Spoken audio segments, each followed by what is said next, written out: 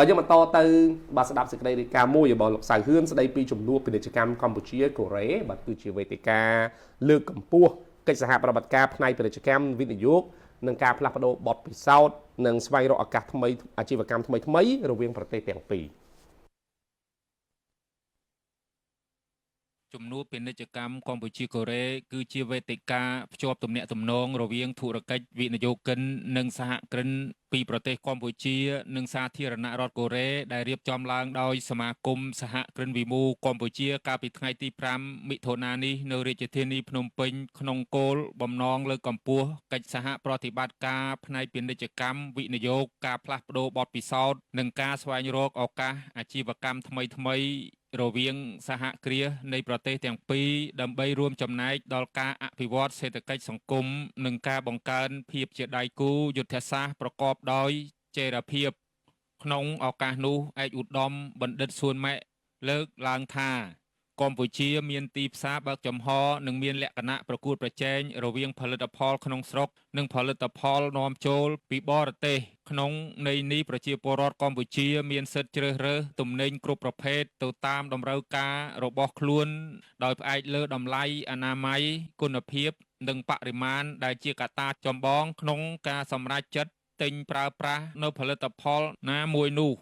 ឯកឧត្តមបណ្ឌិតរំពឹងថាសហគ្រិននឹងបង្ហាញអំពីសក្តានុពលក្នុងការទាញវិនិយោគិនមកបណ្ដាក់ទុននៅប្រទេសកម្ពុជាពីប្រទេសកូរ៉េគឺជាដៃគូមួយដ៏ល្អសម្រាប់ប្រជាជនកម្ពុជាពាក់ព័ន្ធមួយអប់រំពាក់ព័ន្ធជាមួយនឹងការដឹកជញ្ជូនវិស័យគេហៅថាប្រកបដោយធនធានមនុស្សផ្សេងៗដើម្បីផ្ដល់ឱកាសការងារដល់ប្រជាពលរដ្ឋរបស់យើងក៏គាត់ឯងមកចាប់អារម្មណ៍ក្នុងប្រទេសកម្ពុជារបស់យើងដែរអញ្ចឹងខ្ញុំមើលឃើញថានេះគឺជាសក្តានុពលសំខាន់មួយសម្រាប់ឲ្យកូរ៉េហើយនិងកម្ពុជាគឺជាការចាប់ដៃគ្នាដល់ចិត្តស្និទ្ធបំផុតសម្រាប់ទាញការវិនិយោគនេះសម្រាប់ប្រទេសកម្ពុជារបស់យើងផងដែរបាទលោកប្រធានសូមបញ្ជាក់តិចយើងកន្លងមកយើងបាន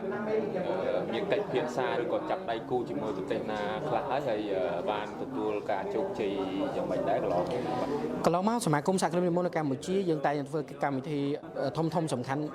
រហូតដល់10នៅក្នុងពាក់កណ្ដាលឆ្នាំយើងបានរៀបចំកម្មវិធីជំនួបពាណិជ្ជកម្មកម្ពុជារវាងកម្ពុជាចិនថ្មីនេះគឺនាំស្វ័យយន្ទីទៅចិនអញ្ចឹងនេះគឺយើងមើលឃើញថាសក្តានុពលនៃការសម្រេចលទ្ធផលមួយសម្រាប់សមាគមរបស់យើង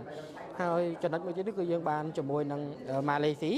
ហើយថ្មីយើងបានមួយវៀតណាមហើយយើងដាក់គោលដៅបន្ថែមទៀតដើម្បីទៅជាមួយនឹងមីយ៉ាន់ម៉ាបន្ថែមទៀតដើម្បីទាញការវិនិយោគនេះសម្រាប់ប្រទេសកម្ពុជារបស់យើងផងដែរបាទ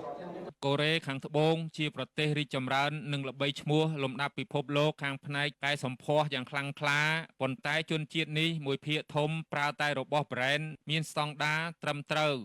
ជំវិញជំនួបពាណិជ្ជកម្មការផ្គូផ្គងនិងការចែកចាយផលិតផលរវាងកម្ពុជាកូរ៉េនេះក៏មានការបង្ហាញផលិតផលគ្រឿងសម្អាងកូរ៉េ Lepton Korea ចេញពីរោងចក្រខណៈប្រជាពលរដ្ឋកម្ពុជាជាពិសេសយុវវ័យកំពុងធ្វើពហិការមិនប្រើប្រាស់ផលិតផលរបស់ប្រទេសជិតខាងដែលមានចំនួនជាមួយកម្ពុជា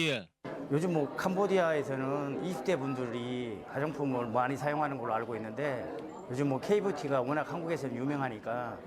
그걸 계기로 해서 캄보디아에 진출을 해서 이제 많은 20대 분, 뭐 30대, 40대 분들을 호응을 얻기 위해서 다 왔습니다. ឥឡូវគឺដោយសារតែមើលឃើញយុវជនហើយនឹងវ័យ20ឆ្នាំនៅកម្ពុជាយើងចូលចិត្តខាងកូរ៉េច្រើនគាត់មានទំនុកចិត្តថាវានឹងអាចជោគជ័យសម្រាប់ជំនួបនៅក្នុងថ្ងៃនេះគឺយើងព្យាយាមស្វែងរកឱកាសនៅក្នុងការពង្រីកតាក់ទងទៅនឹងវិស័យគ្រឿងសម្អាងនៅក្នុងប្រទេសកម្ពុជារបស់យើងចាទី1តាក់ទងទៅនឹងទំនោរនៃការប្រើប្រាស់របស់ប្រជាជនរបស់យើងចង់បានអីវ៉ាន់ដែលល្អពីមុនយើងរៀងឆិនឆៃតាក់ទងទៅនឹងអីវ៉ាន់ណាក៏យើងប្រើកើតប៉ុន្តែឥឡូវនេះយើងចង់បានអីវ៉ាន់ដែលល្អគុណភាពអញ្ចឹងតាក់ទងទៅនឹងអីវ៉ាន់ដែលល្អគុណភាពគឺយើងជ្រើសរើសការផលិតនៅរោងចក្រប្រទេសកូរ៉េដើម្បីប្រជាជនរបស់យើងបានអីវ៉ាន់មួយដែលតម្លៃសមរម្យគុណភាពឲ្យគាត់ស្អាតបានយូរអង្វែង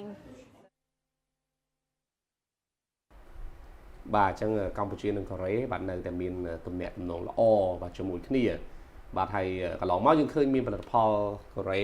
បាទចូលមកយើងច្រើនហើយយើងក៏បានទៅកូរ៉េវិញខ្លះដែរបាទអញ្ចឹងទំនាក់ទំនងរវាងប្រទេសទាំងពីរនៅតែល្អបាទរវាងកម្ពុជានិងកូរ៉េខាងត្បូងអរគុណច្រើនបាទពុកម៉ែបងប្អូនទូរទស្សនិកជនបាទសម្រាប់ព័ត៌មានរបស់យើង